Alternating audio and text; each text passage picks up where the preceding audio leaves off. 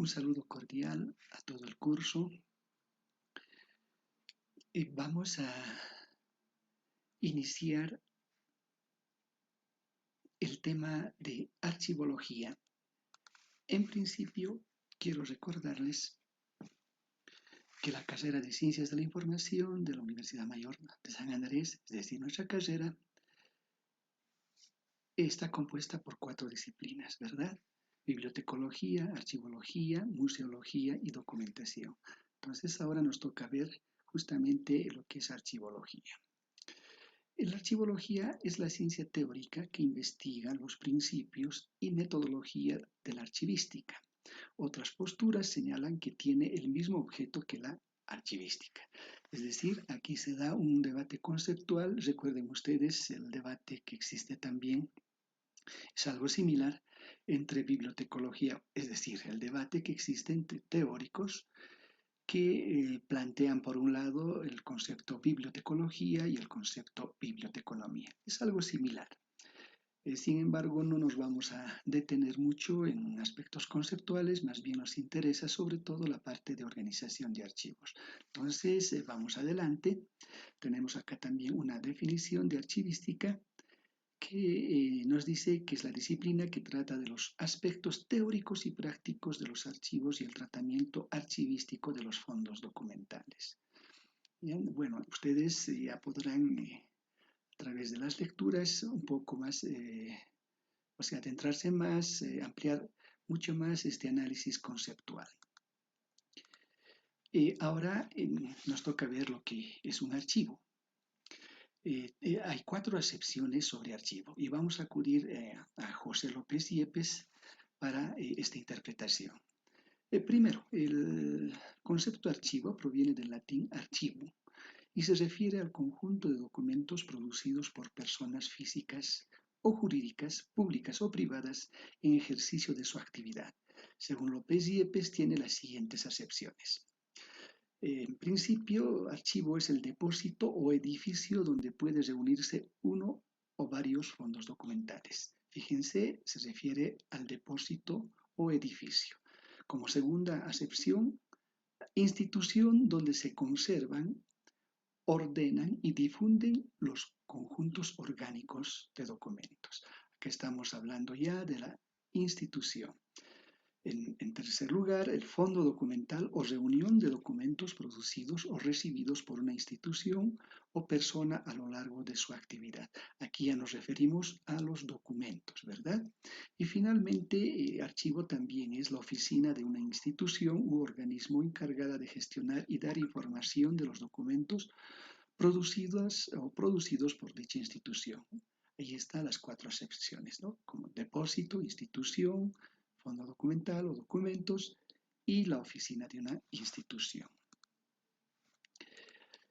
Ahora, ¿qué es el documento de archivo? Recuerden que el concepto documento es muy amplio, ¿verdad? Si recordamos la definición que da el documento, por ejemplo, Paul Otlet, recordarán que él se refiere, cuando habla de documento, a todo soporte que registra algún tipo de información, ¿no?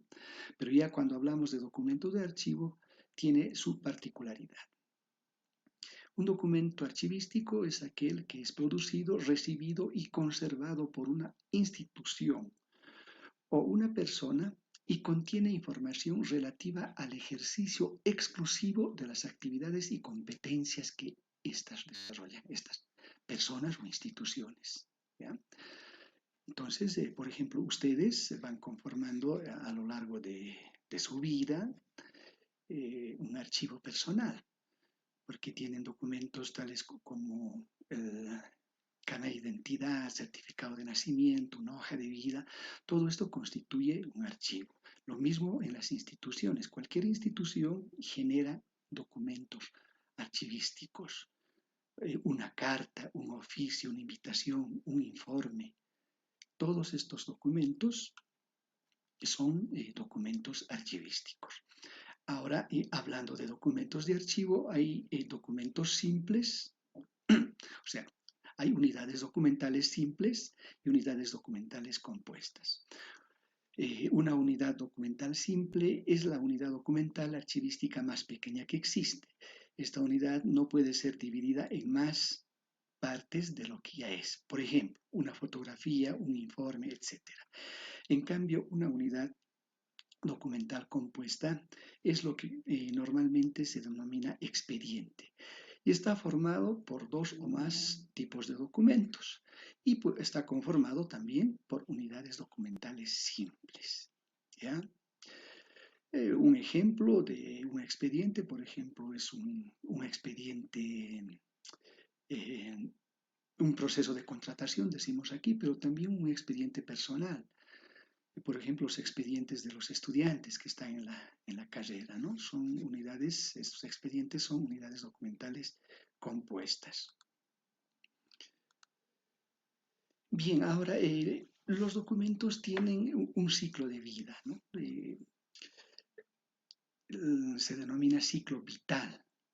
El ciclo vital de los documentos se puede definir como las etapas o ciclos que atraviesan los documentos desde su proceso de creación hasta su disposición final. Respecto a esto, lo que estamos hablando, hay una teoría sobre las tres edades. Esta teoría lo propuso el año 1972 Carlos Whyforth. ¿A qué se refiere? Hay una edad de producción de los documentos, es la etapa de trámite. Estos documentos en esta fase están en el archivo de oficina. En realidad son en los archivos de oficina donde se generan los documentos. Luego hay la edad de conservación o la edad de transición que se refiere al archivo central o al archivo intermedio. Los documentos que se generan en los archivos de oficina pasan en esta etapa al archivo central o al archivo intermedio. Y finalmente, el destino final de los documentos es el archivo histórico, es la edad de conservación definitiva. Ahora, dentro de la archivística y hablando de la organización ya de los archivos, existen principios. Uno de los principios, yo diría uno de los más importantes o el más importante es el principio de procedencia. ¿A qué se refiere? Que los documentos de una determinada institución o dependencia interna no deben mezclarse con los de otras reparticiones. Es decir, debemos respetar la procedencia de los documentos. Por ejemplo, aquí tenemos un ejemplo, el archivo de la carrera. En el archivo de oficina de la carrera tenemos acá documentos. En este archivador de palanca, como ejemplo estamos poniendo acá, documentos de la carrera de historia. En otra carpeta tendremos que organizar documentos de otra carrera, en este caso filosofía, de literatura en otra carpeta y de turismo, en el ejemplo, en otra carpeta. Es decir, estamos respetando el principio de procedencia. No podemos mezclar historia con filosofía o literatura. Este ejemplo nos muestra lo que es el principio de procedencia. Debemos respetar de dónde provienen, de dónde nos remiten los documentos y así tenemos que resguardarlos y organizarlos.